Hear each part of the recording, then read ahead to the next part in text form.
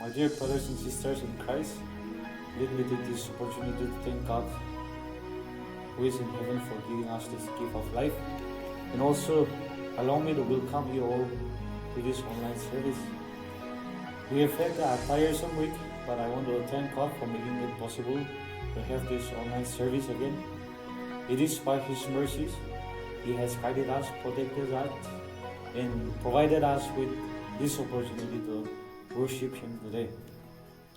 Today I will be sharing something on integrity, and to reflect this, I want all of us to open that is Exodus 32. Since it's quite a long passage for all of us, I'll not be reading it, but I want you to read.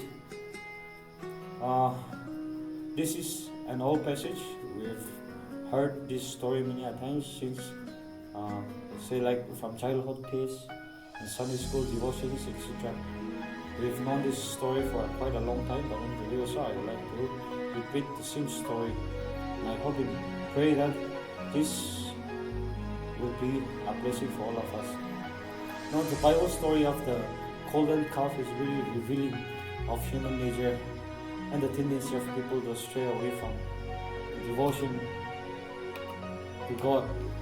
It is ironic that while Moses was on Mount Sinai receiving the Ten Commandments from God, the Israelites were breaking the very first commandment, that is, "Thou shalt not have any gods before me."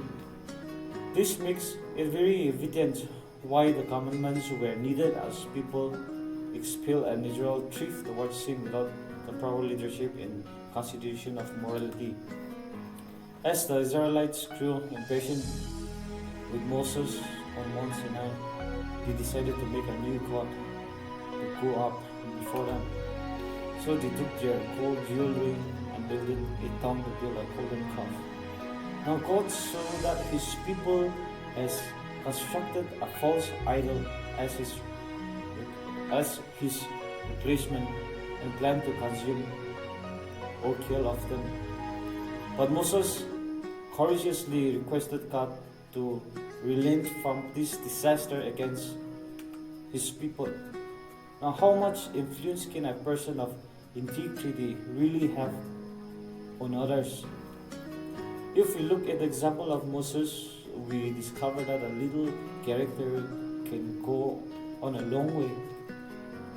As long as Moses was around, his influence was so profound and significant that it kept people from doing the wrong things. After Pharaoh allowed the Israelites to leave Egypt, and God miraculously saved them from Pharaoh's armies at the Red Sea, He began to lead them in a very clear and obvious way. Now during the day, He provided a cloud.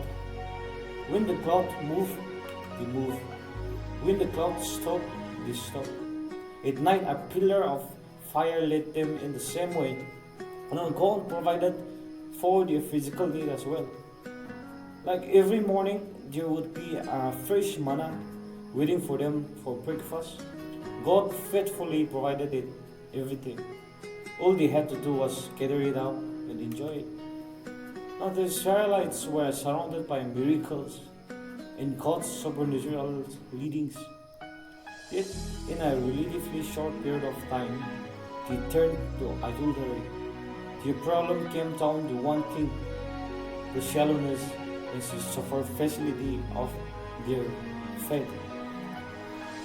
It was a thought their relationship with God depends on Moses' presence. Now, they never seemed to develop a relationship with God of their own. While this is a wonderful tribute to the influence of a godly man, now it is also criticism of their lack of personal faith. Now their relationship with God depended upon Moses' relationship with God. And that is never a spiritual, healthy thing to do. Now it is true that God can and will use people in our lives. But here is the problem. Even the greatest men and women of God have the potential to fall. Now if you look to people, you will be disappointed ultimately. We must never let people take the place of God in our lives. We must look to Him because He will never let us down. Now, when Moses temporarily left the Israelites to go up to Mount Sinai and receive God's commandment, everything fell apart. As soon as he was gone, they began looking for something to take his place. Hence, the plans for the golden calf began. Now, this ultimately led to a pathetic sin of sexual immorality and futile idol worship. Now, we cannot really blame Moses because in his defense, it was his personal godliness and integrity that had kept him in check up to this point. That is pretty amazing. Like when we consider that Moses was leading more than 2 million people, it reminds us that God can do a lot with little. Maybe you are the only committed Christian in your family. When you get together for family reunions, you are the minority. Or perhaps you are the only Christian at your workplace. Maybe you are the only Christian in your classroom or neighborhood. It can be so awkward and uncomfortable. Often we want to get out of a situation like this. But did you ever stop to think that God put you where you are to be a godly influence? That is what Moses was. Imagine how hard it must have been for him. These people were filled with unbelief and constantly went with complaint. But through his personal integrity and godliness, he influenced him for good. Now, how we need more people like him, who will make a difference in the life of those around him. In Ezekiel 2:30, God said, "So I sought for a man among them who would make a wall and stand in the gap before me on behalf of the land that I shall not destroy, but I found no one." Now God is still looking for men and women who will stand in the gap and serve as godly influence in this world. Are you seeking to be an influence? Are you seeking to be an influence on those around you right now?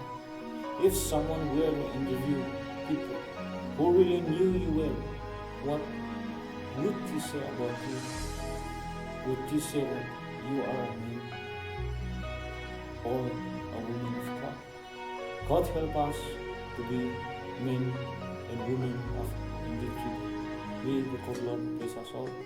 In response to my message, I'd like to ask Brother Sangjim Rinpa to sing a song for us. At this time of juncture, nothing in this world can satisfy. Neither the things of this world can give us a joy and a peace like Jesus can give us. Only Jesus satisfies. So let our heart's desire be Jesus alone, you alone.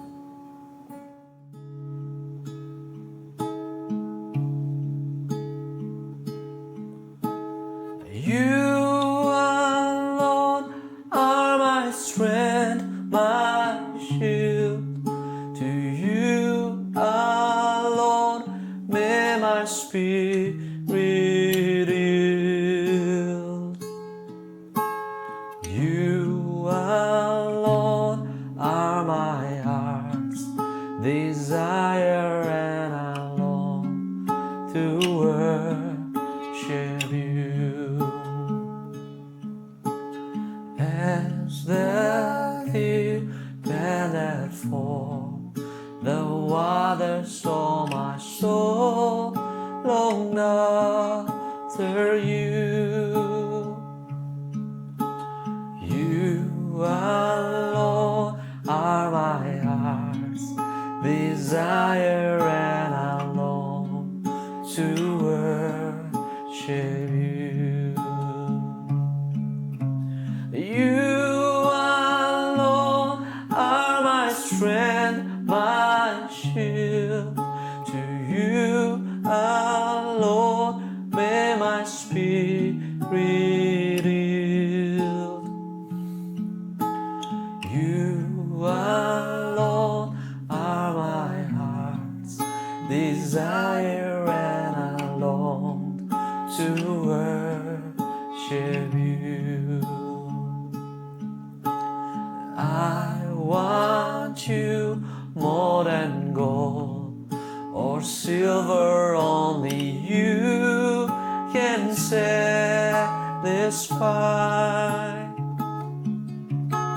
You alone are the real joy giver and the apple of my eye.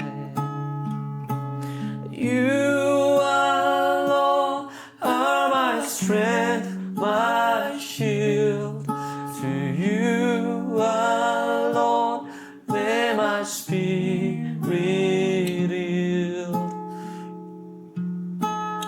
You alone are my heart's desire, and I long to worship you. You alone are my heart's desire, and I long to